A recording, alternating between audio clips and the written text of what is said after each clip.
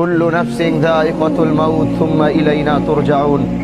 আমানতু বিল্লাহ, সাদাকাল্লাহুল মাওলানাল আযীম। মানুষ তো এরকম রূপ ধারণ করেছে, জানাজার নামাজ যদি মনে করেন 10টায় দেওয়া হয়, আর সেখান থেকে যদি 5 মিনিট অতিক্রম হয় পিছন থেকে বারবার আওয়াজ আসে, আরে ভাই জানাজাটা কেন দেরি করতেছে, তাড়াতাড়ি পড়ান না। আমি তাদের উদ্দেশ্যে বলতে চাই, আপনার চারপাশে যারা এই বাক্যটি উচ্চারণ করে তাদের চেহারাগুলো একটু দেখে চিনে রাখুন।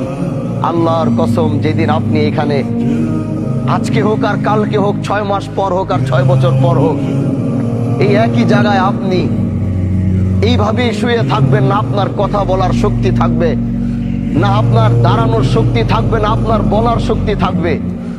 ঠিকই একই মানুষগুলো আপনাকে রেখেও তারা তাড়াহুড়া করবে। এইটাই হচ্ছে পৃথিবী, আর এটাই হচ্ছে দুনিয়া।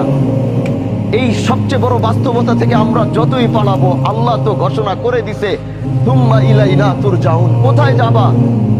7 সাগর 13 নদীর নিচে, 7 সাগর 13 নদী পার করেও যদি তুমি লুকাবা, যেদিন আল্লাহর সাথে তোমার মুলাকাতের সময় আসবে, পৃথিবীর কোনো বাদশা নাই ওদিন তোমাকে আটকাইতে পারবে, পৃথিবীর কোনো ক্ষমতাশীল ব্যক্তি নাই ওদিন তোমাকে ধরে রাখতে পারবে।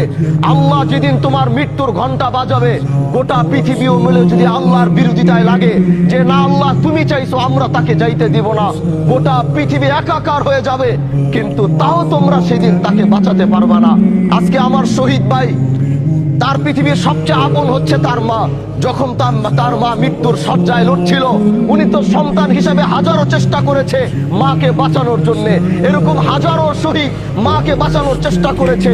কেউ হাসপাতালের বেডে করেছে, কেউ নিজের কোলের মধ্যে করেছে, কেউ ঘরের মধ্যে করেছে, কিন্তু পৃথিবীর প্রতিটা সন্তান ব্যর্থ হয়েছে। কারণ আল্লাহ বলেছে, কুল্লু নাফসিন যায়িকাতুল মাউত সুম্মা ইলাইনা তুরজাউন। তুমি যেখানে যাও, যেই প্রান্তে যাও, যেই দিক থেকে যাও, যেদিন তোমার মৃত্যুর ঘন্টা বাজবে, ওই দিন পৃথিবীতে তোমার থাকার আর কোনো অস্তিত্ব থাকবে না। এজন্য ভাই আমার, আসো এই জানাজায় 5টা মিনিট দেরি করো, তাকাও এই লাশের দিকে, তাকাও এই সাদা কাপড়ের দিকে, যাও ওই কবরের দিকে 5টা মিনিট গিয়ে তাকায়া থাকো। যেটা তোমারও ঘর হবে, যেটা তোমার বাবার ঘর হয়েছে, যেটা তোমার মার ঘর হয়েছে, যেটা তোমার বন্ধু বান্ধবের ঘর হয়েছে, যেটা তোমার নেতার ঘর হয়েছে, যাও একটাবার তাকিয়ে দেখো। তুমিও প্রস্তুতি নাও যে এখানে